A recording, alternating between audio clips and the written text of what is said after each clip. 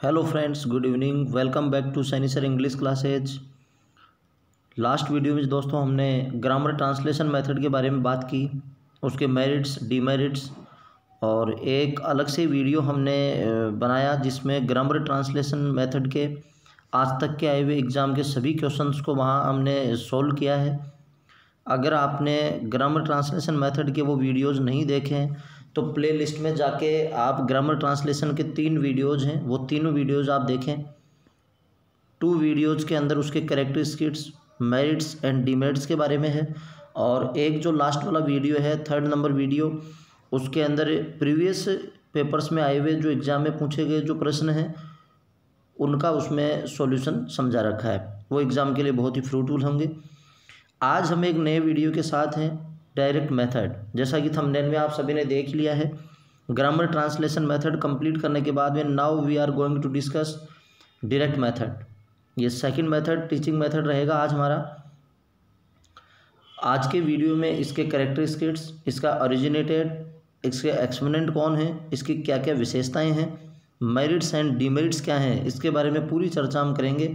तो आप वीडियो को शुरू से लेकर लास्ट तक, एंड तक आप देखें। It will be very useful for the students who are preparing for RPSC grade 3rd and second और थर्ड ग्रेड स्टूडेंट्स जो तैयारी कर रहे हैं RPSC की, उनके लिए वीडियो बहुत ही अच्छा साबित होने वाला है। एक एक पॉइंट को हम डिस्कस करेंगे और कंप्लीट डायरेक्ट मेथड के बारे में हम होल पूरा समझेंगे इसके अंदर। तो चलते हैं वीडियो में। Direct method came into use as a reaction to the GT method. Direct method came into use, direct method use में आया है as a reaction to GT method. GT method के रिएक्शन के अंदर, यानी ग्रामर ट्रांसलेशन मेथड के बाद में उसके रिएक्शन में जो आया है वो आया है डायरेक्ट मेथड। ऐसा इसलिए कहा गया है क्योंकि ग्रामर ट्रांसलेशन मेथड में जो कमी रही है कि स्पीकिंग और लिसनिंग, इन स्किल्स को उन्होंने नेगलेक्ट किया है, इसके ऊपर ध्यान नहीं दिया गया है। प्रोनंसिएशन, आर्टिकुलेशन, स्पोकन इंग्लिश के जो भी एस्पेक्ट्स हैं उन पे ध्यान नहीं दिया गया है। तो इन सब बातों को हाईलाइट डायरेक्ट मेथड में किया गया है। इस मेथड में इन्हीं स्पीकिंग और लिसनिंग स्किल्स को हाईलाइट किया गया है, इसलिए ये ऐसा माना जाता है कि ये ग्रामर ट्रांसलेशन मेथड के रिएक्शन में डेवलप हुआ है। अकॉर्डिंग टू वेबस्टर, वेबस्टर इनके बारे में क्या कहते हैं कि direct method is a method of teaching. ये टीचिंग करने का एक वो मेथड है। अ फॉरेन लैंग्वेज को पढ़ाने का ये एक ऐसा मेथड है थ्रू कॉन्वर्सेशन। एक तो ये कॉन्वर्सेशन के माध्यम से पढ़ाता है, थ्रू डिस्कशन के माध्यम से, without the use of peoples language, बिना स्टूडेंट की नेटिव लैंग्वेज का यूज करे। जैसे मान लीजिए अपने पुपिल यानी स्टूडेंट की नेटिव लैंग्वेज हिंदी है, तो ये हिंदी भाषा का बिना यूज करे और एक फॉरेन लैंग्वेज यानी इंग्लिश को सिखाता है।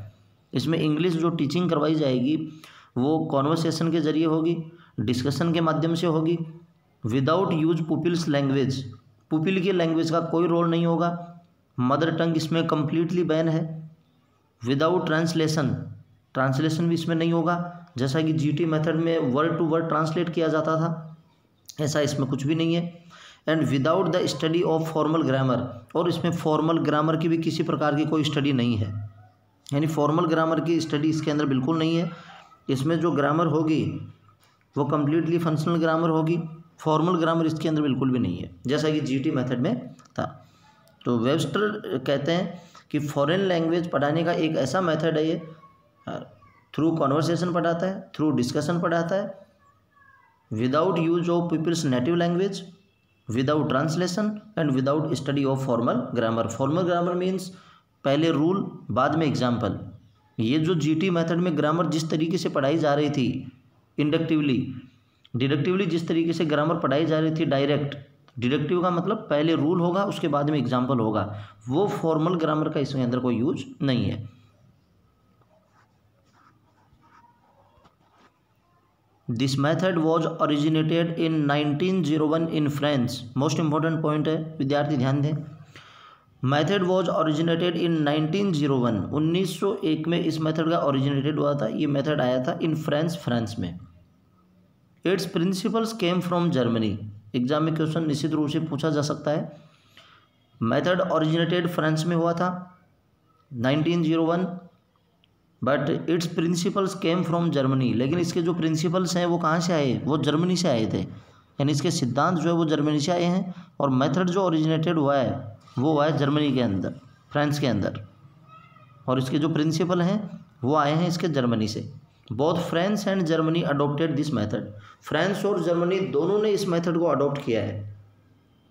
The exponent of this method, और ये इस मेथड के एक्सपोनेंट है, एग्जाम में क्वेश्चन बहुत बार पूछा गया है और आप विशेष इसका ध्यान रखें, ये मैंने हाईलाइट कर दिया है यहाँ। The exponent of this method is Michael West, Prendergast, Sauveur, ये तीन इसके जो हैं वो एक्सपोनेंट हैं। हो सकता है कि इन तीन में से दो नाम आपसे पूछे जाएं या कोई एक नाम पूछा जाए, तो आप कोई सा भी जो ऑप्शन में अवेलेबल होगा वो आप करेंगे। तो 1901 में मेथड ओरिजिनेटेड हुआ, मेथड एग्जिस्टेंस हुआ या आया, अस्तित्व में आया, फ्रांस के अंदर ये मेथड आया। इसके जो सिद्धांत हैं, जो प्रिंसिपल्स हैं वो जर्मनी से आए। इस प्रकार से जर्मनी और फ्रांस दोनों ने इस मेथड को अडॉप्ट किया है। इसके एक्सपोनेंट जो हैं वो मुख्य रूप से माइकल वेस्ट है, प्रेंडरगास्ट है और सुवेर हैं। ये तीन इसके जो हैं जिनमें मुख्य रूप से माइकल वेस्ट का नाम आता है। ये मेथड इंग्लिश टीचिंग करवाता है थ्रू कॉन्वर्सेशन, डिस्कशन के माध्यम से, कॉन्वर्सेशन के माध्यम से। पुपिल की लैंग्वेज जो है वो इसमें यूज़ नहीं की जाती है, ट्रांसलेशन भी उसमें नहीं किया जाता है, और फॉर्मल ग्रामर का इसमें कोई भी यूज नहीं है। जीटी मेथड के बिल्कुल रिएक्शन में है। This method is also known as natural method, इस मेथड के कुछ अन्य नाम भी हैं, वो भी एग्जाम में क्वेश्चन कई बार पुट हुए हैं, ऑप्शन में दिए जाते हैं, ऑल्टरनेटिव्स आपको दिए जाएंगे कि बताइए इस मेथड को और अन्य किस नाम से जाना जाता है, या 4 ऑल्टरनेटिव्स दे के आपसे ये भी पूछा जा सकता है कि इन 4 ऑल्टरनेटिव्स में से कौन सा ऐसा ऑल्टरनेटिव है जो डायरेक्ट मेथड को उस नाम से नहीं जाना जाता है। तो देखिए इसके कौन कौन से और उपनाम हैं। नेचुरल मेथड, ये इसका उपनाम है। मदर्स मेथड, ये भी इसका उपनाम है। साइकोलॉजिकल मेथड, इसको साइकोलॉजिकल मेथड भी कहा जाता है। रिफॉर्म मेथड भी इसको कहा जाता है। फोनेटिकली मेथड भी इसको कहा जाता है, और एंटी ग्रामेटिकल मेथड भी इसको कहा जाता है। ये सभी दोस्तों इसके उपनाम हैं, ये हम अच्छी तरह समझ लेते हैं। ये जैसा कि नाम से ही स्पष्ट है, जो भी डायरेक्ट मेथड के फीचर्स हैं ये सब मेथड के उपनाम उसी से ये हैं। नेचुरल मेथड, बिल्कुल सही बात है, क्योंकि ये इंग्लिश लैंग्वेज टीचिंग उसी तरीके से करवाता है जो एक नेचुरल ऑर्डर होता है। LSRW, ये 4 स्किल्स का नेचुरल ऑर्डर्स है, ये आप सभी जानते हैं।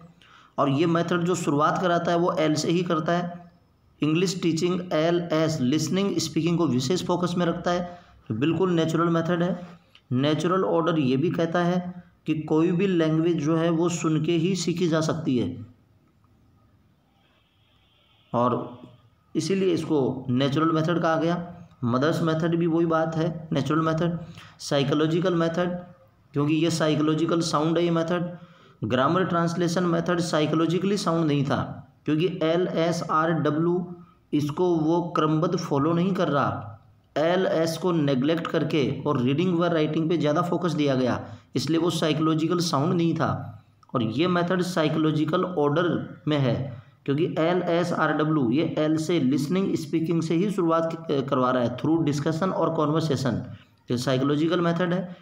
रिफॉर्म्ड मेथड है, क्योंकि ग्रामर ट्रांसलेशन मेथड में जो भी कमियां थी उसको रिफॉर्म, बिल्कुल उसको शुद्ध, उसको सही किया गया है, रिफॉर्म्ड मेथड है। फोनेटिकली मेथड है, क्योंकि यहाँ प्रोनाउंसिएशन पे फोकस दिया गया है। वर्ड्स का जो इंग्लिश प्रोनाउंसिएशन है, जो एसेंट है, उसमें यह विशेष हाईलाइट उसको किया गया है, विशेष फोकस उसको दिया गया है, इसलिए फोनेटिकली मेथड है। एंटी ग्रामेटिकल मेथड है। एंटी ग्रामेटिकल मेथड दोस्तों इन सेंस है कि इसमें फॉर्मल ग्रामर, जो स्टडी ऑफ फॉर्मल ग्रामर है उस पर फोकस नहीं दिया गया है। रूल्स पहले और बाद में एग्जाम्पल, इस बात को यहाँ फोकस नहीं दिया गया है, बल्कि ये इस बात पे ध्यान देता है कि पहले एग्जाम्पल और उसके बाद में रूल, यानी एंटी ग्रामेटिकल है।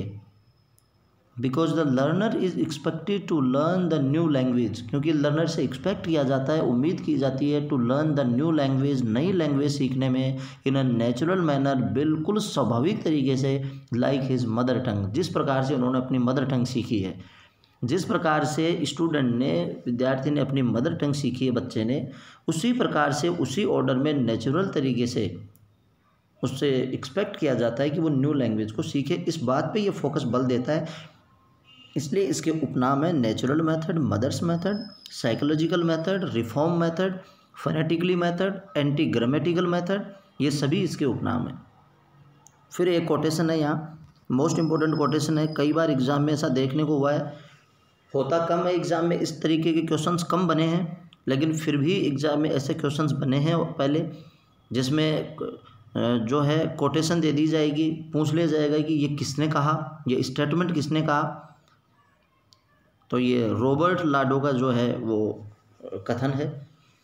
डायरेक्ट मेथड के बारे में उनका क्या मानना है वो देखिए। The direct method assume that the learning a foreign language, direct method का ये मानना है लर्निंग अ फॉरेन लैंग्वेज, किसी फॉरेन लैंग्वेज को लर्न करना, इज़ द सेम, बिल्कुल समान है, एज, जैसे कि लर्निंग द मदर टंग, कि रॉबर्ट लाडो का ये मानना है कि कोई भी फॉरेन लैंग्वेज को सीखना उसी प्रकार से है, सेम वही है उसको सीखना जिस प्रकार से मदर टंग सीखी गई है। और यही तो इसका फीचर है, डायरेक्ट मेथड का ये मूल यही है। That is exposing the student, इसका मतलब ये हुआ कि स्टूडेंट को एक्सपोज कर दिया जाता है, पूरी तरह से स्टूडेंट को एक्सपोज किया जाता है directly to the foreign language, सीधा फॉरेन लैंग्वेज से स्टूडेंट को एक्सपोज कर दिया जाता है, स्टूडेंट की मुलाकात करा दी जाती है। Impresses it perfectly upon his mind, उसके दिमाग के ऊपर इसका कंप्लीट छवि बनाकर, इसका जो इम्प्रेशन है फॉरेन लैंग्वेज का वो कंप्लीटली माइंड से सेट है, यानी डायरेक्ट वर्ड और माइंड, उसका दोनों का बॉन्ड, एक्सप्रेशन का बॉन्ड इसके अंदर देखने को मिलता है। स्टूडेंट को इस तरीके से एक्सपोज किया जाता है फॉरेन लैंग्वेज, इंग्लिश लैंग्वेज से, कि वर्ड और एक्सप्रेशन दोनों का एक अच्छा बॉन्ड इसमें देखने को मिलता है।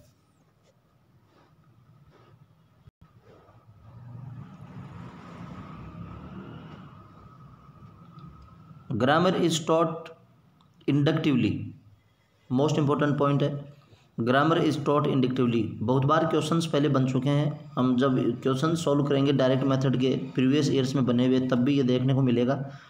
Grammar is taught inductively, grammar को इंडक्टिव तरीके से पढ़ाया जाता है।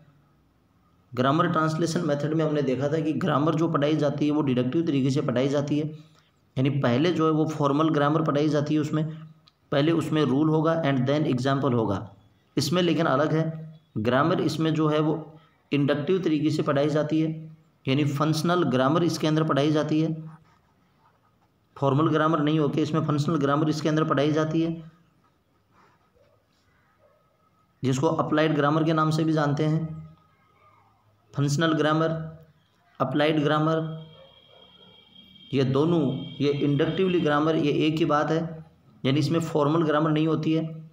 इट एम्फेसाइजेज, ये इस बात पर जोर डालती है, the oral teaching of grammar and vocabulary, grammar and vocabulary का ओरल टीचिंग है इसके अंदर, यानी किसी प्रकार का कोई फॉर्मल कॉन्सेप्ट नहीं है इसके अंदर, कोई रूल नहीं होगा कि पहले रूल इसमें प्रिस्क्राइब किया जाएगा एंड देन उसका एग्जाम्पल से उसको स्पष्ट किया जाएगा, ऐसा कॉन्सेप्ट इसमें नहीं है।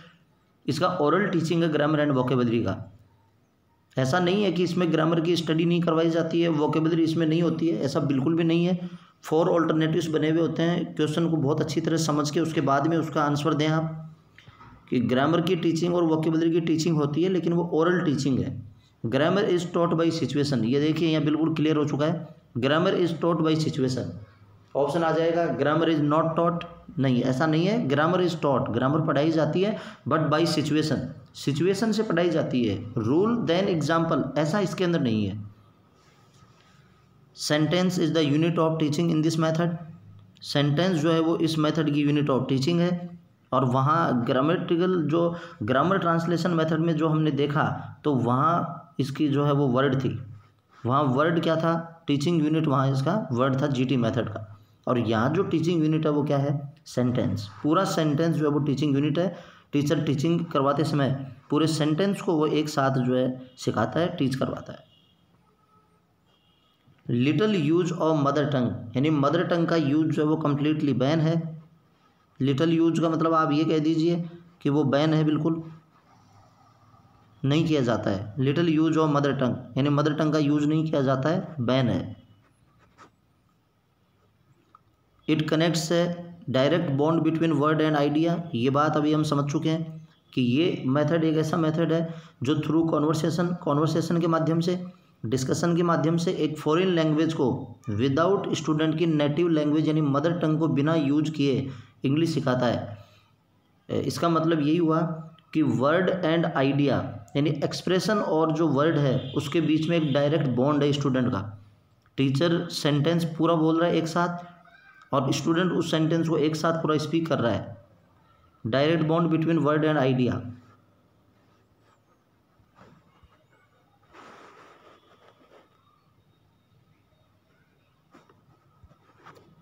वोकेबलरी इज टॉट, वोकेबलरी पढ़ाई जाती है after following the principle of selection and gradation.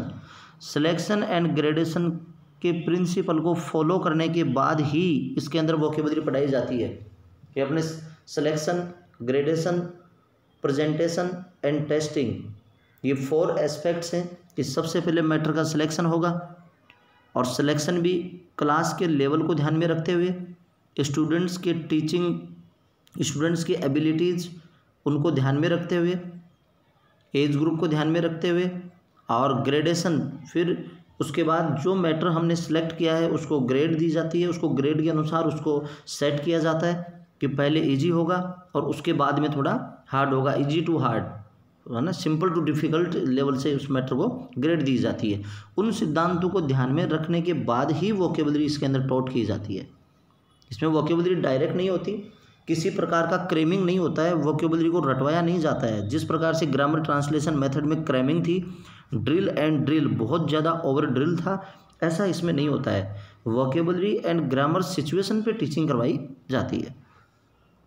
It is based on, ये इस मैगजीम्स पे बेस्ड है। इसमें ये सिद्धांत है from unknown to known, unknown से नॉन की तरफ चलता है।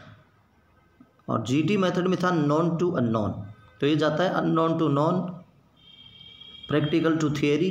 पहले इसमें प्रैक्टिकल है, उसके बाद में थ्योरी की बात होगी, यानी पहले एग्जाम्पल होता है, उसके बाद में रूल जो है वो ऑटोमेटिकली स्टूडेंट फॉर्मुलेट कर लेता है अंडरस्टैंडिंग के अनुसार। फ्रॉम सिंपल टू कॉम्प्लेक्स, और सिंपल टू कॉम्प्लेक्स होगा।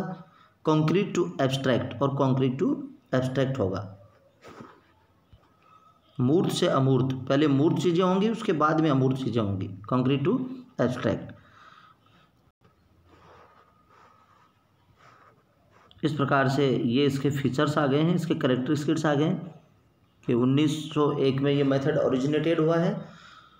मेथड जो है वो फ्रांस में ओरिजिनेटेड हुआ, फ्रांस में अस्तित्व में आया है, लेकिन इसके जो सिद्धांत हैं वो जर्मनी से आए हैं। जर्मनी और फ्रांस दोनों ने मिलकर इस मेथड को अडॉप्ट किया है। वैसे मुख्य रूप से इसके एक्सपोनेंट में माइकल वेस्ट आते हैं, उसके अलावा 2 नाम अपने सामने और आते हैं जिसमें प्रेंडरगास्ट है और स्वेर है। Direct method grammar translation method के रिएक्शन में आया है।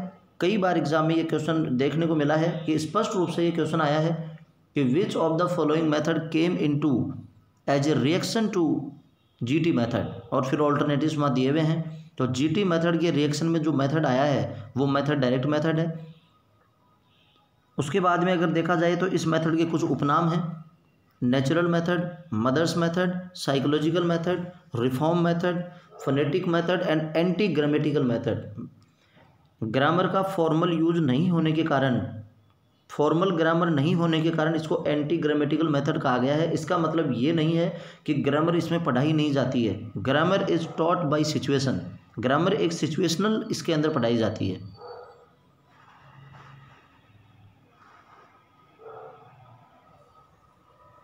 मदर टंग, जिस प्रकार से मदर टंग रॉबर्ट लाडो का स्टेटमेंट है, जिस तरीके से मदर टंग सीखी जाती है ठीक उसी प्रकार से सेम तरीके से फॉरेन लैंग्वेज को भी सीखा जाता है। ग्रामर इसमें इंडक्टिवली है, इंडक्टिव ग्रामर इसके अंदर पढ़ाई गई है, यानी फंक्शनल ग्रामर है, फॉर्मल ग्रामर नहीं है, अप्लाइड ग्रामर है। सेंटेंस इसका यूनिट ऑफ टीचिंग है। मदर टंग इसमें बैन है, मदर टंग का कोई यूज नहीं है, अलाउ नहीं है। वर्ड एंड आइडिया में डायरेक्ट बॉन्ड है, और unknown to known, practical to theory, simple to complex and concrete to abstract ये मेथड गो बाई करता है, यानी ये मेथड इन सिद्धांतों पे ये काम करता है। इस तरीके से आज हमने डायरेक्ट मेथड की कंप्लीट फीचर्स, उसके कैरेक्टरिस्टिक्स हमने देख लिए हैं। नेक्स्ट वीडियो के अंदर इसके मेरिट्स एंड डिमेरिट्स के बारे में हम बात करेंगे। अगर आप इस वीडियो पर नए हैं तो चैनल को सब्सक्राइब करें, शेयर करें, ज़्यादा से ज़्यादा शेयर करें और चैनल को सब्सक्राइब करें, ताकि ज़्यादा से ज़्यादा आपके लिए मेहनत की जाए, अच्छे से अच्छा कंटेंट आपके सामने लाया जाएगा। और सेकंड ग्रेड संस्कृत डिपार्टमेंट में वैकेंसी आ गई हैं, आपने नोटिफिकेशन देख ही लिया होगा। फिर भी अगर नहीं देखा है नोटिफिकेशन तो आपको अवेलेबल करवा दिया जाएगा चैनल पर। सेकंड ग्रेड में इंग्लिश की जो पोस्ट हैं वो आप 6 से इसके फॉर्म फिल होना हो गया है, तो आप फॉर्म फिल कीजिए और पूरे जोश के साथ आप तैयारी में वापस लग जाइए। पिछली वैकेंसी में हाल ही में जो इंग्लिश की पोस्ट भी खूब उसमें थी, अगर उसमें कहीं ना कहीं उस रेस के अंदर बिल्कुल नज़दीक जाकर आप लोग रह गए हैं तो आप हिम्मत बिल्कुल मत हारिए। अभी नई वैकेंसी फिर आपके सामने आ गई है, आप पूरे तन मन से और आप एक टाइम टेबल बनाकर एक शेड्यूल से और क्रमबद्ध तरीके से आप वापस डेडिकेटेड मोड में आप तैयारी कीजिए और निश्चित रूप से सफलता आपको मिलेगी। हम पूरी तरह से आपके साथ हैं Saini sir English Dom channel के माध्यम से। मिलते हैं फिर नेक्स्ट वीडियो के साथ। Thank you.